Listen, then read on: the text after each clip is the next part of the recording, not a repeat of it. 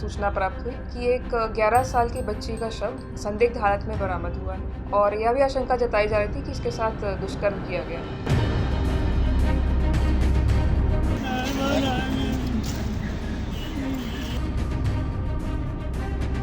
रघुवीर की गिरफ्तारी करने का जब पुलिस ने प्रयास किया तो इसके द्वारा पुलिस पार्टी पर फायरिंग की गई। पुलिस के द्वारा जवाबी कार्रवाई में फायरिंग की गई जिसमें अभियुक्त घायल हो गया। यह भी सामने आया है कि इसके द्वारा ऐसी घटनाएं अपने बच्चों के साथ भी कारित की गई थी। अगर एक्स पर कोई ट्वीट नहीं करे तो इस बेहद शर्मनाक और जानकर गुस्सा दिलाने वाली वारदात का राज राज ही रह जाता। किसी को नहीं पता चलता कि 11 साल की बच्ची की मौत बीमारी से नहीं बल्कि उसके साथ पहले दरिंदगी की गई और पकड़े जाने के डर से उसे गला घोटने के बाद कत्ल कर दिया गया। चौंकाने और सतर्क कर देने वाली ये वारदात यूपी के जिला बरेली में फरीदपुर थाने के इलाके की है। 15 मार्च को 11 साल की बच्ची के माता पिता उसे घर में अकेला छोड़कर होली मिलने के लिए गए थे। वापस लौटे तो बच्ची को मृत पाया। ये मानकर कि शायद बीमारी की वजह से उसकी मौत हो गई है, अंत्येष्टि की तैयारी शुरू कर दी। पुलिस को खबर नहीं की, तब सोशल मीडिया सेल से सूचना मिलने के बाद थाने की पुलिस हरकत में आ गई।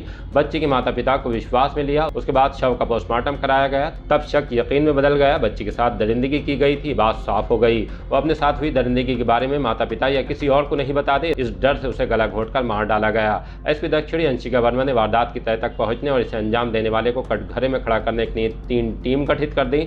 तब वो राज खुला जिसे जानकर आप भी चौंक जाएंगे। उसके लिए आपको एसपी दक्षिणी अंशिका वर्मा के पास लिए चलते हैं।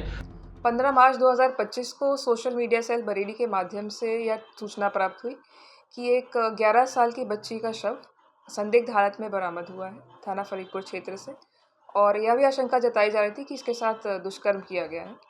सोशल मीडिया सेल की एक्टिव होने के कारण हमें सूचना प्राप्त हुई। परिजनों द्वारा कोई भी सूचना नहीं दी गई थी इस मामले में। लगातार हमने 3 टीमें गठित कराई और उनके द्वारा पूछताछ की गई, जिसके माध्यम से हमें यह ज्ञात हुआ कि यह घटना कारित करने में एक व्यक्ति था जिसका नाम रघुवीर है, उसका हाथ था।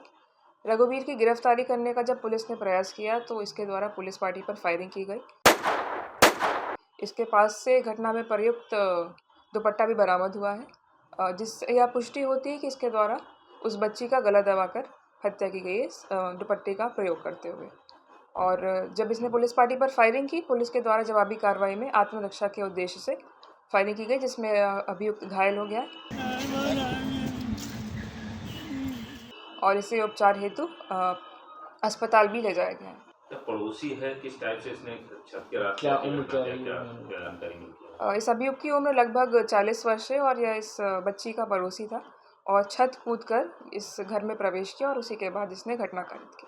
पुलिस द्वारा जब बच्ची का पोस्टमार्टम कराया गया तो उसमें यह तथ्य सामने आया कि बच्ची की हत्या स्ट्रैंगुलेशन के करके की गई थी और दुष्कर्म की भी संभावना जताई गई है पीएम में। क्या लगता है ये पड़ोसी का जो आरोपी है उसके घर आना जाना था, घुला मिला हुआ था, किस तरह से?